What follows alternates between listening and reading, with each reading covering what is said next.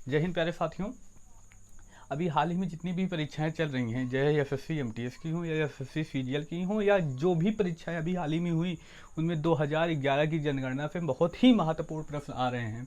जैसा कि आप सभी को पता है, यूपी पुलिस की वैकेंसियां आने वाली हैं और जो रेडियो ऑपरेटर का फॉर्म फिल हुआ था उसके भी पेपर होने की संभावना बढ़ गई। इस वजह से हम इस टॉपिक को लेकर आए हैं।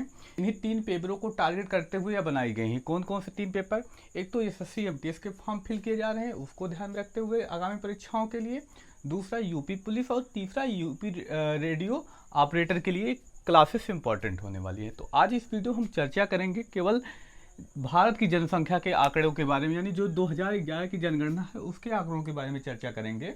अगले वीडियो में हम यूपी की जनगणना के बारे में चर्चा करेंगे, क्योंकि यह बेहद ही महत्वपूर्ण टॉपिक हो जा रहा है। अभी जितने भी आंकड़े पूछे जा रहे हैं 2011 की जनगणना से ही पूछे जा रहे हैं प्यारे मित्र, तो हम 2011 की जनगणना ही पढ़ेंगे जब तक नई जनगणना के आंकड़े सामने नहीं आते।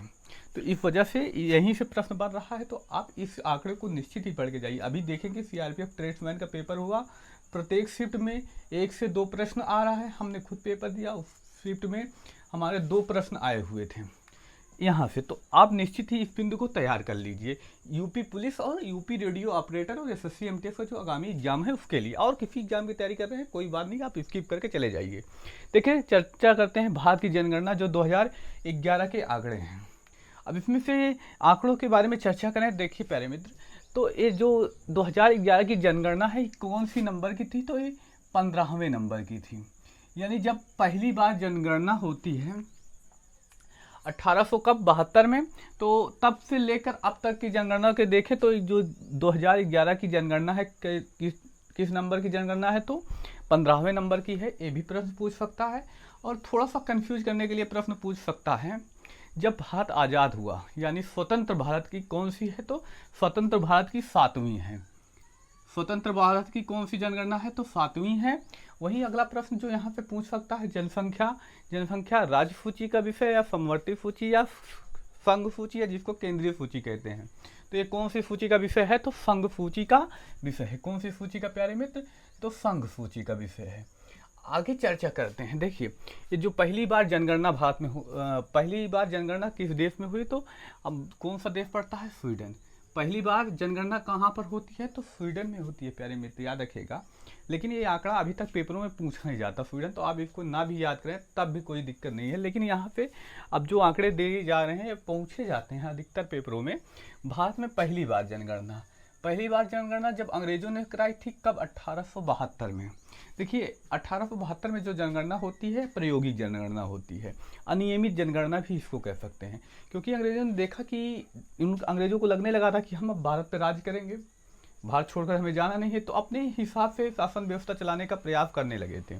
तो उन्होंने 1872 में एक प्रयोग किया जनसंख्या को कि कैसे देखें कितनी जनसंख्या है, कैसे इसके किया जाए, कौन से आंकड़े निकल के आते हैं, इसमें क्या सुविधाएं होंगी, कैसे शासन किया जाएगा। ऐसे आंकड़ों के लिए इन्होंने जनगणना कराई, केवल प्रयोग करने के लिए। 1872 में अनियमित जनगणना, जिसको हम कभी कभी अनियमित जनगणना या कभी कभी प्रायोगिक जनगणना भी कह देते हैं प्यारे मित्र।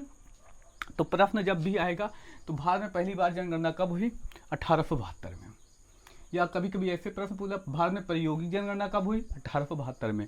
अनियमित जनगणना कब हुई? तो 1872 में। किसने करवाई? तो इस समय याद रखिएगा प्यारे मित्र, वायसराय कौन था? तो लॉर्ड मेयो थे।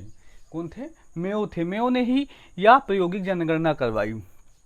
लेकिन क्या होता है प्यारे मित्र, प्रायोगिक जनगणना इतनी आसानी से हो नहीं जाती, थोड़ा टाइम लगता है। इन्होंने कराए, तब तक इनका कार्यकाल खत्म हुआ। तो फिर 1881 में वायसराय आते हैं रिपन। कौन प्यारे मित्र? रिपन। तो इन्होंने 1881 में जनगणना कराई, तब से लगातार भारत में जनगणना कराई जा रही है। यानी 1881 से नियमित जनगणना की शुरुआत हुई। प्रश्न ऐसे आता है कि भारत में पहली बार जनगणना कब हुई? तो 1872 में। किसने करवाई? लॉर्ड मेयो ने। वहीं अगर प्रश्न पूछा जाता है भारत में नियमित जनगणना कब से प्रारंभ हुई? तो 1881। किसने कराई? तो रिपन ने। आगे बात करते हैं। भारत की जनगणना, भारत आज़ाद हुआ, जनगणना चल रही थी अंग्रेजों के द्वारा, जैसी प्रक्रिया थी सब चल रही थी। लेकिन 1961 में क्या होता है, एक जनसंख्या भारतीय जनगणना के लिए एक विभाग बनाया जाता है। कब? 1961 में। पूछ लिया जाए भारतीय जनगणना विभाग का गठन कब हुआ, या कब स्थापना हुई, कब बनाया गया? तो 61 ईस्वी में। वहीं पूछ लिया जाए कुल जनसंख्या अभी वर्तमान में 2011 की जनगणना के अनुसार माने तो भारत की जनसंख्या कितनी है? 121.08 करोड़। देखिए अभी हम देखेंगे प्रधानमंत्री का भाषण, तो उसमें क्या कहेंगे? मोदी जी कहते हैं 125। अभी जितनी जनसंख्या से हमें कोई मतलब नहीं है, लेकिन हमें जो पेपर में पूछा जा रहा है, जो तथ्य पूछे जा रहे हैं 2011 की जनगणना से पूछे जा रहे हैं, तो आप लोग को भी 2011 की ही जनगणना तैयार करके जानी है।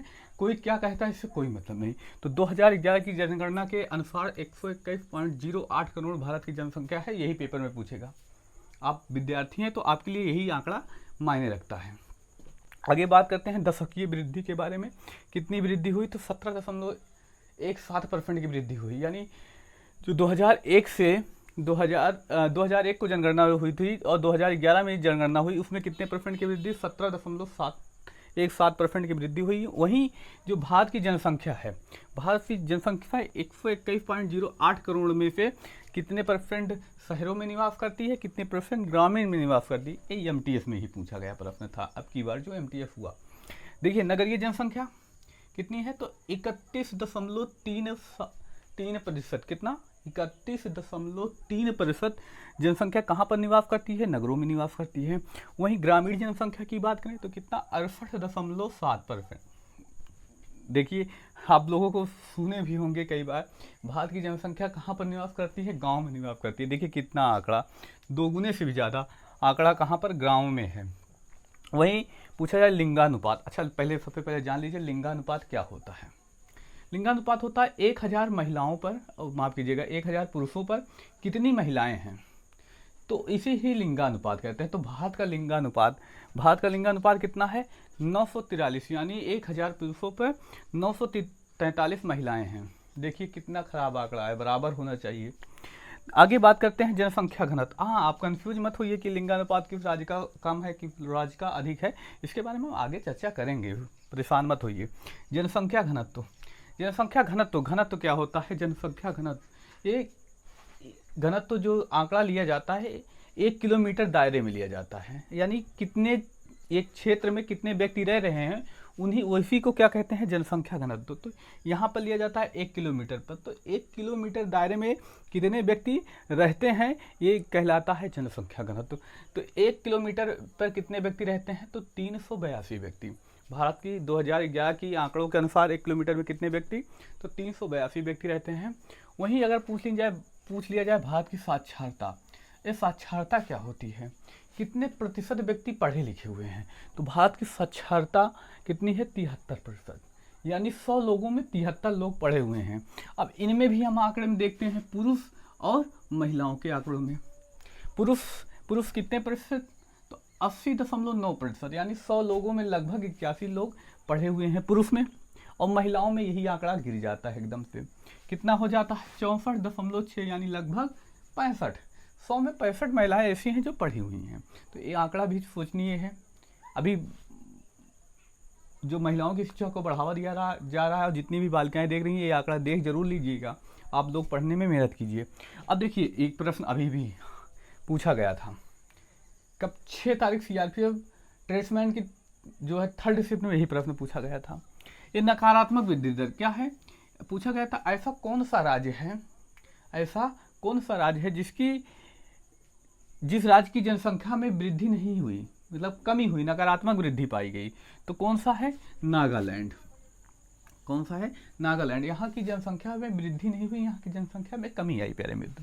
वहीं अगर पूछ लिया जाए दशकीय वृद्धि, यानी किस जनगणना में जनसंख्या में कमी मिली, तो 1911 से 1921 के बीच, जो यानी 1911 से 1921, यानी जो 1921 में जनगणना कराई गई और देखा गया 1911 से 1921 के बीच आंकड़े, इसमें क्या हुआ? इसमें जनसंख्या में वृद्धि नहीं पाई गई प्यारे मित्र, इसमें कमी पाई गई। इसमें आंकड़े कम होते नजर आए। क्यों? क्योंकि यहाँ इस समय देखेंगे प्यारे मित्र, आज जो इतिहास पढ़े होंगे, प्लेग जैसी महामारी आई हुई थी जिसमें काफ़ी व्यक्ति की मृत्यु हो गई। इस वजह से ये दशकीय नकारात्मक वृद्धि दर्ज की गई। आगे हम बात करते हैं कुछ और महत्वपूर्ण आंकड़ों के बारे में। क्षेत्रफल की दृष्टि से बड़े और छोटे राज्य और लिंगानुपात, इन सब के बारे में, इन सब से और से कौन से प्रश्न बनेंगे? देखिए क्षेत्रफल की दृष्टि से हम बात करते हैं बड़े और छोटों के बारे में। क्षेत्रफल की दृष्टि से अगर बड़ा और छोटा। देखिए ये आंकड़े थोड़ा जल्दी करने के लिए हमने इस तरह कुछ आंकड़े बनाए हैं, आप तैयारी कर रहे हैं तो इसको ध्यान दीजिएगा इस पर। देखिए ज़्यादा यानी क्षेत्रफल की सब दृष्टि से सबसे बड़ा, इधर लिखा है क्या, क्षेत्रफल की दृष्टि से सबसे छोटा। अगर राज्यों में बात की जाए क्षेत्रफल में सबसे बड़ा राज्य कौन सा है, तो राजस्थान। कौन सा है प्यारे मित्र, तो राजस्थान। वहीं अगर हम बात करें राज्यों में, तो राज्यों में कौन सा है, गोवा है। याद रखिएगा, राज्यों में बात करें सबसे बड़ा तो राजस्थान, छोटा कौन सा है, गोवा है। आपको राजधानी जिन जिन की भी पता है कमेंट कर सकते हैं, आप बता सकते हैं किन किन की राजधानी आपको पता है। आगे बात करते हैं केंद्र शासित प्रदेश के बारे में। केंद्र शासित प्रदेश में सबसे बड़ा कौन सा है, अंडमान निकोबार। निश्चित ही सभी को पता होगा, इसमें कोई शक नहीं है। और छोटा कौन सा है, लक्षद्वीप। कुछ लोग कंफ्यूज रहते हैं दमन द्वीप और इन सब क्षेत्रों के लेकर, याद रखिएगा। लेकिन सबसे छोटा कौन सा है, तो प्यारे मित्र लक्षद्वीप ही है। आगे वही बात करते हैं जनसंख्या की दृष्टि में। यहाँ भी वैसे आंकड़े लिए गए हैं, इस तरफ बड़ा लिखा गया है, इस तरफ छोटा लिखा गया है। राज्य भी यानी सबसे बड़ा राज्य जनसंख्या की दृष्टि से कौन सा है, उत्तर प्रदेश है। वहीं अगर छोटे की बात की जाए, कौन सी प्यारे में, तो छोटे की जनसंख्या की दृष्टि से तो सिक्किम है। वहीं अगर केंद्र शासित प्रदेशों में बात की जाए, सबसे बड़ा राज्य केंद्र शासित प्रदेश कौन सा है जनसंख्या की दृष्टि से, दिल्ली। और यहाँ पर भी वही आंकड़ा नजर आता है, लक्षद्वीप। किस क्षेत्र में, जनसंख्या की दृष्टि में। यहाँ पर भी लक्षद्वीप, यहाँ पे भी लक्षद्वीप। इनमें आप कंफ्यूजन नहीं होंगे, आप इन्हीं को ध्यान दीजिएगा, यहाँ पे आंकड़े से प्रश्न आता है, इसमें आप कंफ्यूज मत होइएगा। आगे बात करते हैं लिंगानुपात। हमने चर्चा भी की कि टोटल लिंगानुपात कितना है, 943। लिंगानुपात क्या होता है, 1000 पुरुष में कितनी महिलाएं हैं, ये लिंगानुपात होता है। इसके बारे में हमने चर्चा भी कर ली है, तो आप ये जान चुके हैं। लेकिन आइए अब आंकड़ों के आधार पर हम लेते हैं ज़्यादा और कम, यानी राज्यों में कहाँ पर ज़्यादा लिंगानुपात है और कहाँ पर कम है। तो लिंगानुपात ज़्यादा कहाँ पर पड़ता है प्यारे मित्र, केरल में। केरल में कितना, 1084, यानी कितने पुरुषों पर, 1000 पुरुषों पर 1084 महिलाएं हैं। देखिए यहाँ पर शिक्षित भी सबसे ज़्यादा हैं, और शिक्षित होने का फायदा नज़र आ रहा है आप लोगों को। वहीं सबसे कम आंकड़ा जो आता है, कहाँ का आता है प्यारे मित्र, हरियाणा का आता है। ये बेहद ही डरावना आंकड़ा है। आप हरियाणा से होंगे अगर वीडियो देख रहे हैं तो इन आंकड़े पर आप देखिएगा, ध्यान दीजिएगा। ये आंकड़ा आप के लिए अच्छा नहीं है, इस आंकड़ों में सुधार लाइए। निश्चित ही 2011 की जनगणना, जब 21 की जनगणना हो तो इसमें सुधार हम चाहते हैं कि इसमें सुधार हो। वहीं अगर केंद्र शासित प्रदेशों की बात की जाए तो पुडुचेरी का कितना है, 1037 है। और दमन द्वीप में कितना है प्यारे मित्र, 618 है। लेकिन अभी पेपर में पूछा गया था, ना वहाँ राज्य दिया था ना केंद्र शासित प्रदेश दिया था, MTS में ही। तो हमें पूछा गया था सबसे छोटा कौन सा है, मतलब सबसे कम लिंगानुपात कहाँ से, तो सारे ऑप्शन में थे, हरियाणा भी था, दमन और दीव में था। तो आप निश्चित ही जान गए होंगे कौन सा सही होगा, दमन और एवं दीव था। याद रखिएगा ये 2000 कब के आंकड़े हैं, तो ये 2011 के आंकड़े हैं, 21 में न जाइएगा। साक्षरता दर की बात की जाए, हमने चर्चा भी की साक्षरता दर भारत की कितनी है, ओवरऑल चर्चा की, महिलाओं पुरुषों में चर्चा की। लेकिन अब राज्यों में आते हैं, हम राज्य में कहाँ पर ज़्यादा है कहाँ पर कम है। देखिए राज्यों में क्या है, सबसे ज़्यादा कहाँ पर है, केरल में है। वहीं सबसे कम बिहार में है। बिहार जनसंख्या के मामले में काफ़ी आगे निकलता है, लेकिन यहाँ पर जो पढ़े लिखे हैं कहाँ पे, बिहार पे थोड़ा कम है। तो बिहार में भी अब उम्मीद करते हैं कि 21 आंकड़े में इसमें काफ़ी हद तक सुधार हो, थोड़ा बहुत नहीं काफ़ी सुधार होना चाहिए। वहीं अगर केंद्र शासित प्रदेशों में बात करें, लक्षद्वीप में क्या होता है, साक्षरता दर सबसे अधिक किसमें है, तो लक्षद्वीप में है। दादर नगर हवेली में सबसे कम है प्यारे मित्र। ये 2011 के आंकड़ों के अनुसार है। आगे चर्चा, महिला साक्षरता अधिकतम और न्यूनतम की बात करें, अधिकतम कहाँ पर है महिला साक्षरता, तो प्यारे मित्र केरल में वही आंकड़ा। महिला साक्षरता न्यूनतम कहाँ पर है, बिहार में। जो ओवरऑल है वही आंकड़ा यहाँ पर भी है, तो आप इसमें कंफ्यूज भी मत होइएगा, पुरुषों में भी यही आंकड़ा है। आगे बात करते हैं जनघनत्व। जनघनत्व हमने चर्चा की, एक क्या होता है जनघनत्व, 1 किलोमीटर पे कितने व्यक्ति रहते हैं, तो ओवरऑल 382 व्यक्ति रहते हैं। हमने इसके बारे में पहले ही चर्चा कर ली। लेकिन अगर हम बात करें वहीं अधिकतम कहाँ पर है, न्यूनतम कहाँ पर है। देखिए राज्यों में अगर बात करें अधिक कहाँ पर है, तो बिहार में, यानी बिहार में कम जगह में ज़्यादा व्यक्ति रहते हैं। वहीं कम कहाँ पर, अरुणाचल प्रदेश में। वहीं अगर केंद्र शासित प्रदेश में इसी आंकड़े को लिया जाए तो अधिक कहाँ पर है, दिल्ली में, और कम कहाँ पर है, अंडमान निकोबार में। लेकिन यहाँ पर देखिए अगर पूछ लिया जाता है प्यारे मित्र, हमने नहीं लिखा है यहाँ पर, दिबांग कहाँ जिला है एक, कहाँ पर पाया जाता है प्यारे मित्र, तो अरुणाचल प्रदेश में। अरुणाचल प्रदेश में पाया जाता है, सबसे कम जनसंख्या घनत्व वाला जिला है प्यारे मित्र। यहाँ पर 1 व्यक्ति प्रति वर्ग किलोमीटर पाए जाते हैं, इतना कम आंकड़ा है। उम्मीद करते हैं आपको ये जनसंख्या टॉपिक समझ में आया है। अगर समझ में आया है तो यूपी के आंकड़े जल्द आने वाले हैं। आप इसको जानने के लिए चैनल को सब्सक्राइब भी कर लीजिएगा। मिलते हैं अगले वीडियो में। धन्यवाद। जय हिंद प्यारे मित्र।